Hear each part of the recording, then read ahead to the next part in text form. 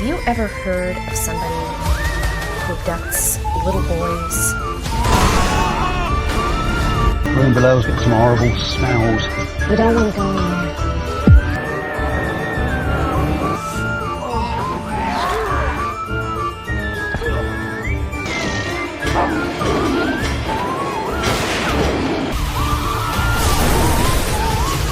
What are you doing?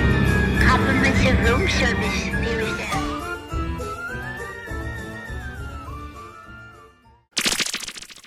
Hello and welcome to another Dollar Store Drive-In. I'm your host, Laura. I'm Joel. And we're the Newly Deads. If this is your first time tuning in, this is a half-hour chat show where we talk about a movie that we watched previously. And if this is not your first time, welcome back. We appreciate you joining us every week. If you are new to this, you can also find our information about us, who we are, and also some other things that we do out in the world. So Mr. Newly Dead also does unboxing videos. We do art shows sometimes. Usually that is once a year at the Witches Market. That is located here in the Northern Illinois region. So the Witches Market happens in October. That is the first weekend actually of October. And that's put on by Wolf Hollow Events.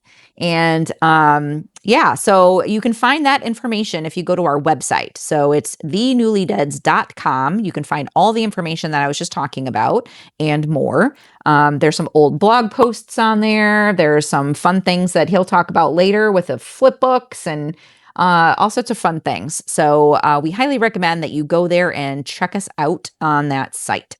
But that's not why we're here. We're here because we watched a movie and we want to go ahead and talk about it. There's some criteria though. Since this is a dollar store drive-in, that means that the movies that we watch are from the dollar bin, or usually they need to be under $5. So that's the first criteria that we have. It needs to be a horror, thriller, or sci-fi genre movie, and it needs to be a movie that neither of us have ever seen before. This week, we watched a movie called Blood Moon. It will rip your heart out, it says on the bottom. This was, where'd you find this guy? Hidden Treasures. Hidden Treasures. So we always like to kind of just give a little plug for the places that we get the movies and stuff like that. So Hidden Treasures is I wouldn't call it a thrift store. I would call it more of an antique mall. So it is where you can find, there's like hundreds of vendors in there. It's located in Loves Park, Illinois. That is just up the road from us. And it's a really cool place. So you can find movies, you can find, I don't know, creepy dolls, you can find clowns, you can find dishware, like whatever you can find, at normal antique places. But I'm sure you'll probably put a little plug there up of that, right?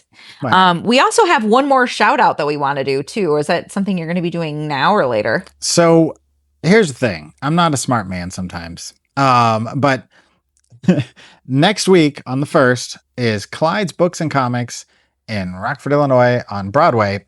It is their 50th anniversary, which we should have shouted it out last week, which I will stick it into the show last week. I'll do a post on the 1st.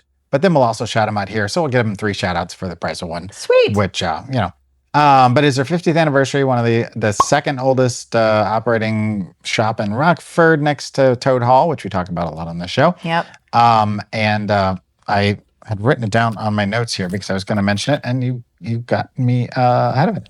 I forget who it was that mentioned it to us, but I'll put their information in the post. One of our viewers had sent us a request and said, hey, can you mention my friend's bookshop? Because they've been around forever and they're about to have their anniversary. So Clyde's Comics and I wrote it down. Clyde's Comics and Fantasy Shop. Wow, this is terrible. Sorry about that. Happy anniversary. Happy anniversary. We love when small businesses last a long time, and we are huge advocates of shopping small, shopping local, anytime we possibly can. That's what we, choose to do. We do that with restaurants and with, just like regular retail stores and stuff like that. Bookstores, record stores, clothing stores. Bookstores, speaking of which. Yeah, yep, Tattoo Tree Books. That's going to be opening soon. So they're not even at their first anniversary yet. Nope. And here we are, Clyde's is at their 50th, which is almost as long as I've been. Yeah, exactly. I was like a year old when it opened. Yep. Crazy payments. Yeah, Tattoo Tree Books is going to be in opening in Wisconsin though, so that's a little farther away, but not super far. Yeah, still it's local. Our friend who is the owner with her husband and another friend of hers that is an artist. It's been a passion project for a while now, and they are in Wisconsin, but we still consider that all kind of the same familial ties. So. Yeah. Yep. So congratulations to them. Congratulations to Clyde's. And so let's get back to the movie stuff. But yeah, Blood Moon. I'm going to read this giant long synopsis, and it's going to be difficult because it's black like background and red lettering, and it's really tiny. So I have to use my bifocals to see what the heck I'm looking at. Actually, you know what I could probably do is maybe use some light. I don't know. We'll see. All right, I'm going to read the synopsis. The legend of the werewolf is brought to life with a frightening twist in this terrifying tale of a young girl cursed with a disease that makes her look more animal than human. Billed as the Wolf Girl in a traveling freak show, she horrifies audiences around the country night after night. But when she finds a friend who has done extensive research on her disease and has developed a cure, she secretly takes the serum. It begins to work, but not without consequences. The more human she appears on the outside, the more wolfish she becomes on the inside.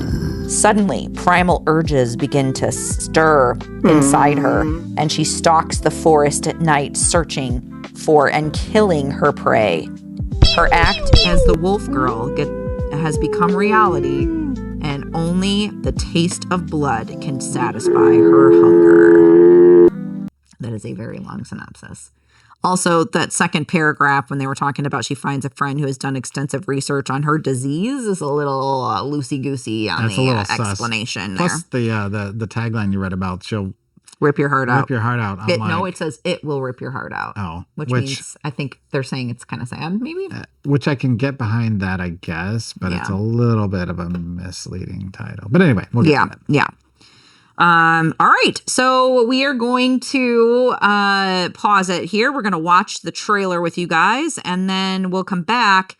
Every single week we do this. Mr. Newly Dead puts a fun little segue trailer kind of thing before he actually does the movie trailer itself. And I want it to be a circus train. So make it like a circus thing, right? Or a sideshow, if you can find a sideshow. Like, they were kind of like almost like pardon the use of the word gypsy, but they were almost like a gypsy caravan. But yeah, I know what you mean. Like nomads. Yeah. Even though it was a modern story. Yes. Well, modern. It was 2006 or whatever. 2001. Yeah. All right. I'm gonna pause it. We'll be right back. Step right up, step this way. Ladies and gentlemen, welcome to the Freak Show. Is your life just so dull, a little blue? That's 'cause everyone you know is normal, just like you. There's no way that's a chick. It's a chick. No way. It's a chick, you can tell. Freaks and geeks and monsters and good old imperfection. Have a good one tonight, baby. I forget you're the main attraction. As we take you to another I give you The terrifying Wolf Girl. So come and see our Freak and Monster Show. How could anybody do that to her? Just kids, Harley. It's not you, honey. People nowadays are afraid of anything that's different. Buying trends indicate that consumers are no longer satisfied with covering up their flaws. They want to eliminate them. What are you doing down here? They're not pets. You know better. Your note said that you could help me. The formulations are unproven, but... That you inject me with some experimental serum? Is she like a mad scientist? Most freaks are killed as soon as they're born. These are the freaks who didn't survive. The ones who do come to me. Wow. I know.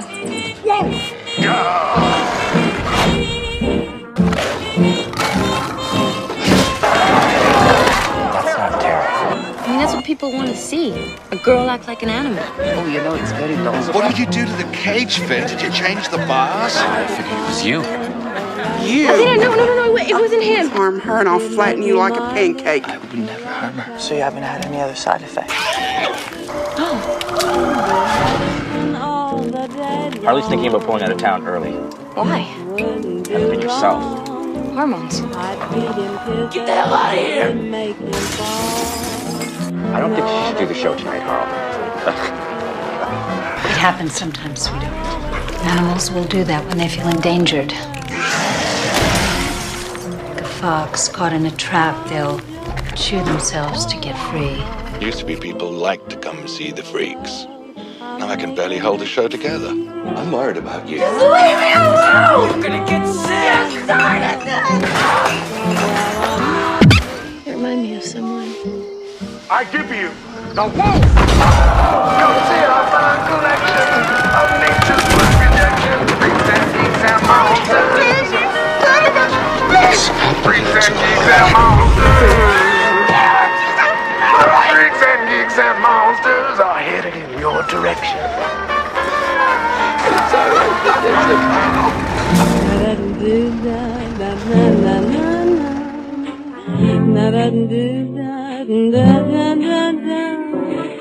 I could be normal, right?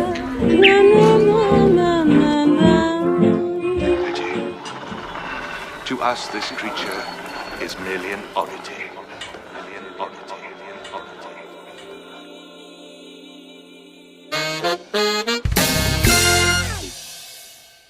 And we're back. Hopefully you enjoyed that trailer that Mr. Newly Dead put together for us. I'm wondering if there was some farty noises and stuff. Sometimes he likes to do that. But I also see that Mr. Newly Dead has something in his hand and he wants to discuss it now. So I'll let him talk about that. So whenever we watch a movie, I will take notes, as well as Mrs. Newly Dead. And at the end of the year, she will collect all these digital versions of these notes, put them into a flip book, and you can find them on our aforementioned website. 2023, 2024, and 2025 are all available currently. So if you'd like to read everything that's on these pages, minus these, because these are for next year, you can, and see what all we had to say, what we thought about, kind of our rough guideline of what was going on, including the artwork that I draw, because each of us draws pictures as well. Mrs. Newly Dead is committed to do it a second year, so far 100%, and so far she is. 100%. Now, as to whether her notes show up remains to be seen. Yeah. But at this point, I'm going to show her what I've got on here, and then she can tell you what I drew, which is really nothing. You drew a smiley face. Yeah. I didn't draw anything this time. Smiley face. Yeah, I didn't draw anything. I just put the, The poster. Yeah, the poster on there. So. Weird. Usually we both draw mine I kind of drew, but not really. I mean, I took a lot of notes, so that's good. Yeah. Yeah, and we were I both very filled awake. out my final thoughts and the amount that I would pay for this movie. So we're both on the same page. Yeah. Sort of. All things considered. Anyway, so Blood Moon, aka Wolf Girl, is from 2001, currently sitting at 5.8 out of 10 on the Internet Movie Database. One of the higher films. I think the highest we've had is like 7.1 maybe. So pretty high. This is directed by Tom Fitzgerald. That's Thom. Who is known for Beefcake. Beefcake. Something called Three Needles, which sounds like when I was in MA school. Stage Mother, which is probably a horror story, question mark. Splinters, which is not to be confused with Splinter. Not the character, but the movie that's back here. And The Event, which is, again, not to be confused with, I think, the recent film that was called The Event. I think there's one called The Event. Anyway, this is written by Laurie Lansons, who is known for South of Wawa, which is not, I don't think Wawa is in Pennsylvania. I think it's Wawa is in like a territory. Oh.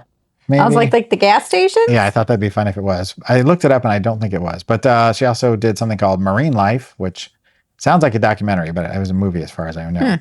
And The Royal Diaries, Cleopatra, Daughter of the Nile, which is a very long title. That was very long. It sounds like she might do documentaries almost. I think it was a like a Period biopic piece? kind of thing, and I think it was for TV maybe. If I Okay. remember correctly, 'cause I looked it up. She didn't have a huge list of credits. But, Sure. This stars in a very jerky role, Mr. Sean Ashmore, who you may know from 5 of the X-Men films, who he plays Bobby Drake, the Iceman. He was also in 45 episodes of The Following, which Mr. Doolittle and I both were fans of independently of each other. And just if you've never seen it, it's a great show. Mhm. You will get very upset very often. He was also in The Ruins, which is a movie that's way better than it should have been. Back there. Frozen, which is the Adam Green movie about the people that are stuck on the chairlift in the middle of the winter. Yeah. And there's all the wolves down below. Yes, yes, Yeah. yes. Back there. Hatchet 2, because Adam Green makes the Hatchet series. And so he was in one of his Hatchet films. Mother's Day, the remake of the original Charlie Kaufman Trauma film, which is a hard one to watch, but the sequel has Rebecca De Mornay in it and Sean Ashmore. He was in 4 episodes of The Boys, which the new season is starting or just started. Is it? It just started or is starting. All and right. then Gen V also is done now. Right. And 106 episodes of The Rookie, Okay. the Nathan Fillion cop show. This also stars one Tim Curry. I don't know who that guy is. Who was in Clue. Clue. He was in the Rocky Horror Picture Show. Ever heard of it? Yeah. I don't know. I don't know. Yeah, He was in Annie, the movie version. Mhm. Yep. With Albert Finney, I believe. He was in the original It as some guy named Pennywise. I don't know. It was the original, 3-hour-long TV thing. Home Alone Deuce. He was kind of the bad guy in that one, if I remember correctly, like the guy that ran the hotel or something like that. He was in 2 episodes of Roseanne. I threw in just for you Yeah. because that was a show you loved. I loved Roseanne. He was in Burke and Hare, the version with Simon Pegg and Andy Serkis. And why did I write? Oh, he's done a lot of voice work, which, we knew that. Yeah. Lots and lots of voice work. I then like Tim Curry. So do I. Then we've got Grace Jones, who you may remember from a movie we watched on Joe Bob called Vamp. It was a weird movie. Conan the Destroyer, the sequel to the original Conan the Barbarian. A View to a Kill, the James Bond film with Timothy Dalton, I believe. Straight to Hell, which sounds like a problem. And Cyber Bandits, which seems like something we should probably watch at some point. Then we've got Leslie Ann Warren, who was in Victor Victoria, which is a movie I probably shouldn't have watched, but I watched it on cable at a friend's house, and I was like, I don't think I should be watching this. She was also in Clue. She was the maid. She was in Burglar, the Whoopi Goldberg movie that was a favorite of mine as a kid. Pure Country, the George Jones movie, which I saw in the theater. And Peep World, the Michael C. Hall, Sarah Silverman, a whole bunch of people in that movie. Cool. Rainn Wilson. It's a good movie. What? Uh-huh. I need to watch that. And Victoria Sanchez, I added at the last because she plays the Wolf Girl, and I didn't think to add her. She was in Pyewacket, which is a pretty, it's got a lot of press. It's an indie horror movie that got a lot of press. She's done a lot of Tom Clancy television stuff. I don't know why, and I'm not talking Jack Ryan. I'm talking about like Rainbow Six and all kinds of just Tom Clancy stuff that's been on TV. I don't know why she's in a bunch of it, but she is. She was in P.T. Barnum, which I thought was interesting because this one is kind of about the circus, sort of. And she was in the Neverending Story TV movie and series. No, I have that song stuck in my head. I didn't know there was a movie or a TV series of the Neverending Story. Go figure. Anyway, at this point, my wife turns to me and she says, "What'd you think?"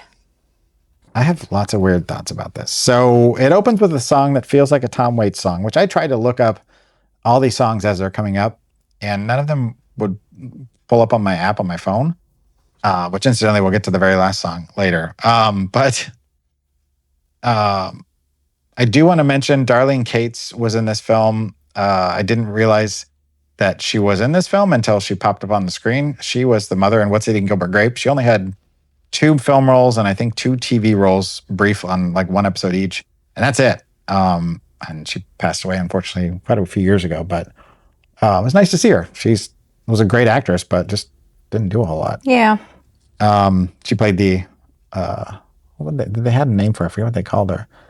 She was like the fat lady. I hate that term, but that's the large, like the large lady. when they had super obese people, they would, make put him as a into this sideshow. Yeah, there was also a guy that was in the stage part. Big of it. guy. Yeah. During the whole course of the movie, up through even up to the last half an hour, I had no idea what was going on. Like, I was like, is this a horror movie? Is this a romance? Is this a drama? Is this sometimes it was a little funny. Sometimes it was like gross. It was all over the place. Yeah. They had and it was a musical at points. Yeah. They had a very, very long periods of time where they were showing like the freak show part of it, which I feel like they could have cut some of that out. It didn't really add to the movie. It was interesting, like some of the choices that they did. It like, for me, it felt very made for TV, like HBO or Showtime, even kind of like After Dark, kind of a thing. And but I'm pretty sure it wasn't, though, right? Not that I'm aware of. No, I'm looking here to see if there's logos anywhere, but I don't see anything that shows. Yeah, it felt very, very, very much like Skinamax. Because we're watching it and we're like, this feels like a TV movie. And we're like, oh, this happened and that happened. And then all of a sudden there's breasts. Wangs. And then there's wangs everywhere. Lots of wangs. And then there's so many wangs. Blood and guts. And then there's like butts. But it was confusing. It's not scary. None of it's scary. No. Like, it's not, I mean, yeah. You could say it's a horror movie, but I would say that. You would say it's a horror movie because there's horror elements in it. So I always say that, there's a wolf. There's, it's definitely sci-fi, right? Because it's, at least fantasy or whatever. I don't know, man. But there's, yeah, go ahead. Oh, well, then the freak show itself is very anachronistic. Like, they come into town, like I said, and basically like a gypsy caravan with horse-drawn carriages, but they have a truck. And yet the rest of everyone around them is like very 2001, like the music, the dress, the science that's going on at the lab with Leslie Ann Warren's character, like everything about it was very obviously 2000s, but they're like stuck in this like 1950s or 40s or whatever, 1900s, early 1900s. Because they like rolled in with like horse-drawn carriages almost and stuff. Like, it was like wagons and stuff. Like, it felt very weird. And, the town or whatever, it felt like it was like not of its time and for no reason. It didn't make sense to me. And I didn't even realize that until you said that. And I feel like a lot of it, they were trying to make it so that you were thinking like the real freaks are the townspeople or the group of 4 kids that was like harassing this girl for whatever reason, throwing darts at her, dog poop. Just poop really right in the harassing face. her. I'm like, who throws poop? And I'm like, okay, well, that's a little ham-fisted and heavy-handed, but okay, I'll bite. And then what was the scene I wrote? Why the toilet? What happened with the toilet? Oh, they go to a restaurant because she meets this boy who's an outcast himself who gets harassed by the same kids. That's the friend that she met that has done extensive research on her disease. His mom that is. And his mom's not doing extensive research on wolfism or whatever, like werewolves. She's testing makeup on rabbits and things like that. But she's doing it from her home as like a side project. She's trying to get rid of hair. Yeah. And it's weird and it's gross and I don't like that at all. Like, she's definitely doing a lot of like animal testing and but like crappy. He gives her the injection. She's like, this is work to get rid of hair on this mouse. So look at this. This is neat. And she's like, I'll take it. So he does it, and they grow this friendship, and then eventually it blossoms into a pseudo relationship. And he takes her to the local diner to have lunch, and she gets up and goes to the restroom because she's being stared at and stuff. Yeah, kids are being. People are looking at her. When she goes into the bathroom, she kneels down in front of the toilet and starts drinking out of it like a dog, which I think they're trying to imply that she's slowly. Think of this as a werewolf movie in reverse. So instead of her turning into a werewolf and then getting hairy, the less hair she gets, the more she becomes a wolf. Yes. It's like I think that was probably the elevator pitch. Well, and that's what it says on the back. Right. Yeah. And if you see the alternate poster for this, which I don't know which one I use, I probably can't use the other one because it's got her with the last shot where she's completely naked and she's Oh, yeah. licking, the water, like she's getting a drink and you can see a reflection of a wolf in the water. That's the alternate cover because eventually she's in the woods, running Naked. around naked, being a wolf. And Like never, she's lost all of her humanity. Can't talk, Well, but she's hairless except for her hair and yes, and but eyebrows. to be like completely like transparent or whatever and talk about the plot, like spoiler, sorry. Sorry about that. But when there, since the drug is in testing phase or whatever, it's not like FDA approved, right? Drug.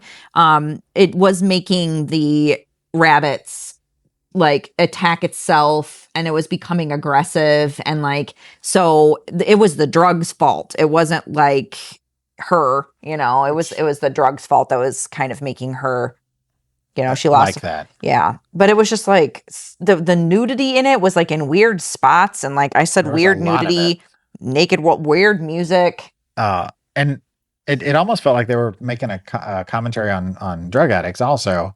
But the weirdest nudity part, and we'll just try and dance around this a little bit, but if any of you ever seen The Hangover and Kim Jong's character, when he, Ken Jeong, excuse me, Yeah. when he comes out of the back of the trunk and he's got no clothes on and he makes a comment about, it's like a little button. That exactly happens in this movie To that earlier. Sean guy. To Sean Ashmore. I feel sorry for him as an actor because that was unnecessary. You didn't have to show it, and they showed it more than once, Like 3 or 4 long times. shots of it. And then they cut back to it after he'd gotten his towel back on and was dressed again. They cut to it again, like it. Like, stop showing this dude's wang. And then he gets killed, and they're like, "Hey, look, there it is," and they show it again. I'm like, why? Yeah, because she she kills Sorry, him. And spoiler then, alert yeah, I again, know. but we're and pulls his pants down or whatever to like Just embarrass him. to make Because him he's the one that embarrassed. was like constantly like messing with her. Like he threw poop at her. He was throwing darts at her. Like to be fair, he was a complete dick. Like he was all of the kids a were horrible a-holes. human being. All of them. The girl was the only one that kind of shifted a little bit towards him later, but even then, she was not a great person. No.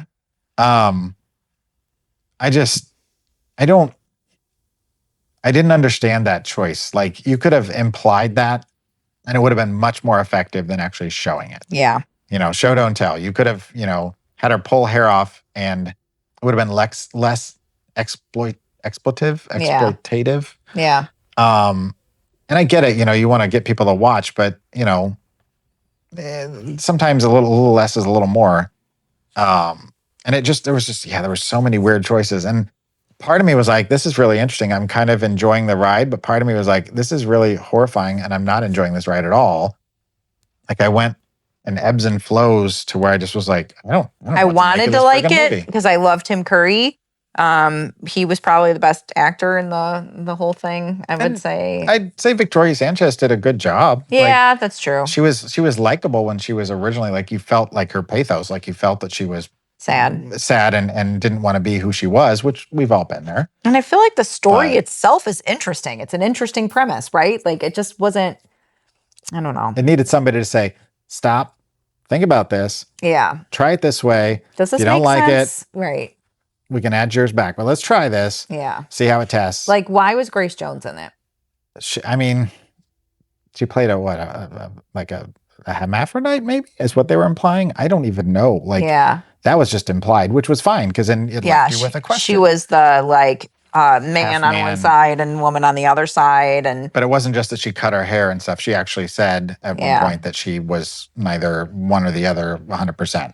Yeah. Which she said it made life more fun or whatever. So she was kind of relishing in the fact that she was kind of different. Yeah. Which is good. That's the way you should be. Yeah. It's just weird. And then there was the scene with the guys dancing and there's kids in the audience and then all of a sudden they're all walking around with their wangs out. And I'm like, what? Yeah. What is happening? Yeah. Anyway. Yeah.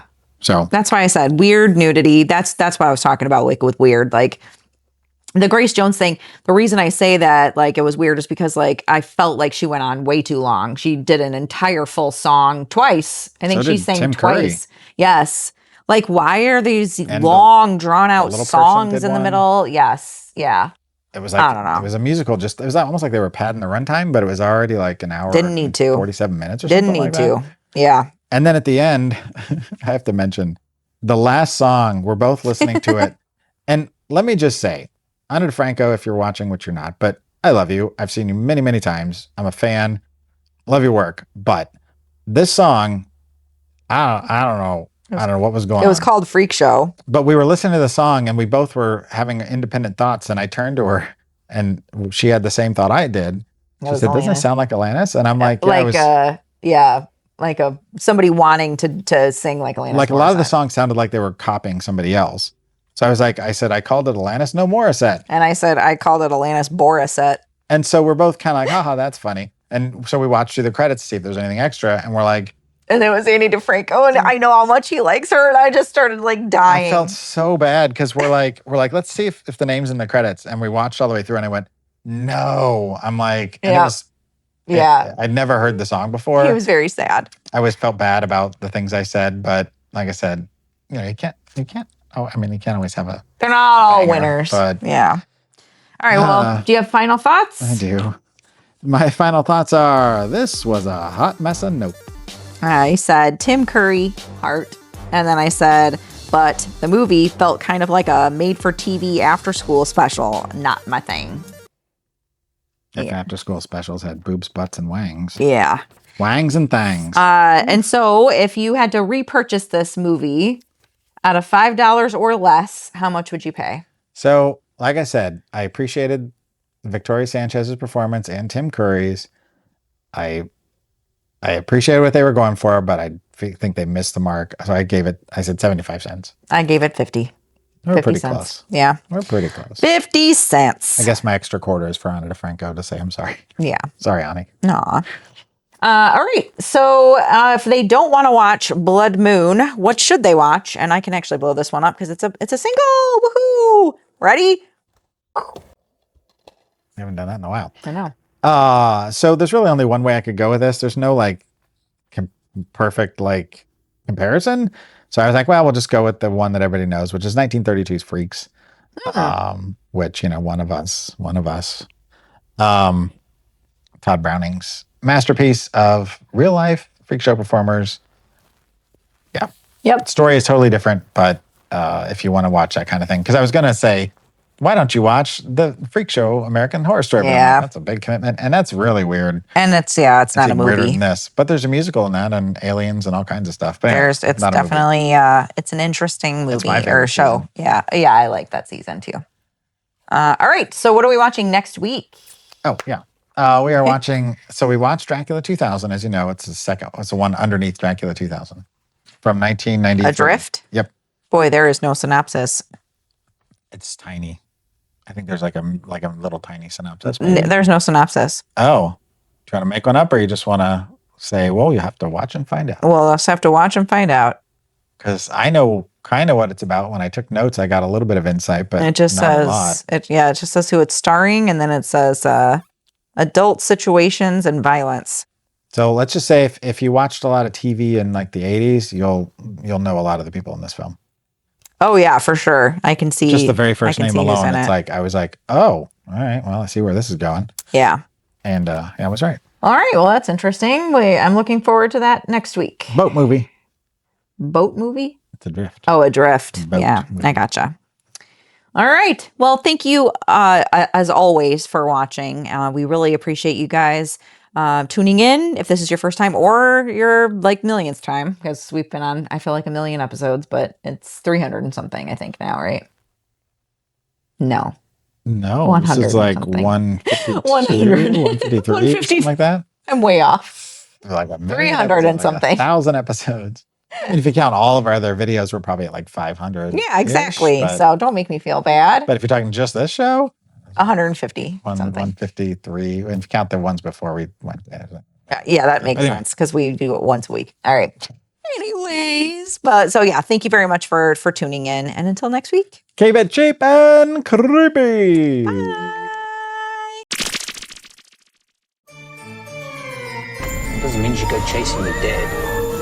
It may be your robot, but it's my house. I want to get a close look at these sharks. Sounds dangerous. Well, I'll be careful.